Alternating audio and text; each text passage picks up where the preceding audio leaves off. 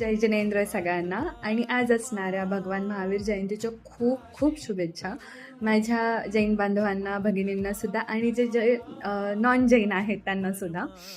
मी कांदा लसूण नाही खात. मी सनसेट व्हायच्या आत जेवते. मी पाणी प्रत्येक वेळी गाळून पिते. मी नॉनव्हेज नाही खात. मी कुठलाही मोह नाही करत. मी अमकं नाही करत, तमकं नाही करत. हे झाली शरीराची शुद्धी. मन, वचन आणि कायाशुद्धी ह्याच्यामध्ये फक्त आजकाल आपण कायाशुद्धीवर भर देतो. पण आपण कधी हा विचार केला आहे की आपलं मन आणि वचनाच्या शुद्धीचं काय?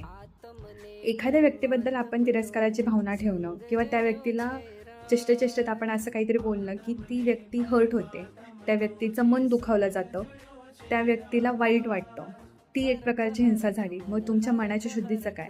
तुमच्या बोलण्यातून, तुमच्या वागण्यातून जर एखाद्या व्यक्तीला त्रास होत असेल, ती व्यक्ती वारंवार तुम्हाला सांगत असेल की तुम्ही हे वाक्य बोलू नका, तुमच्या ह्या वाक्यामुळे मला खूप त्रास होतो किंवा हे वाक्य मला खूप लागतं. एखाद्या व्यक्तीबद्दल घाणेरडं वाक्य करणं, घाणेरडं वक्तव्य मांडणं, जे काही असेल, वचनशुद्धी नाही, मनोशुद्धी नाही. एखाद्या व्यक्तीच्या अंगावर खूप चांगली साडी, दागिना, ड्रेस किंवा त्या व्यक्तीकडे असणारी कुठली तरी छान गाडी किंवा त्याचं घर बघून माझ्या पण मनात भावना तयार होणं की मला पण पाहिजे, मला पण हवं आहे. मत्सर तयार होणं. पुढं जाणं वेगळी गोष्ट आहे, मत्सर तयार होणं वेगळी गोष्ट आहे. एखाद्या व्यक्तीचं चांगलं होतं आहे तर ते न बघवणं याला मत्सर म्हणतात. त्या व्यक्तीबद्दल आपल्या मनामध्ये काहीतरी वेगळ्या भावना, चांगल्या भावना तयार होत नाही, तर हा मत्सर झाला. मग आपली मनाची शुद्धी कुठे आहे?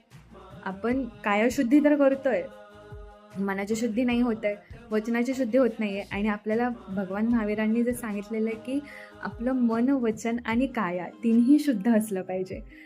तर ही तत्त्व कुठे गेली? ही तत्त्व आपण का नाही पाळत ॲज अ जैन म्हणून?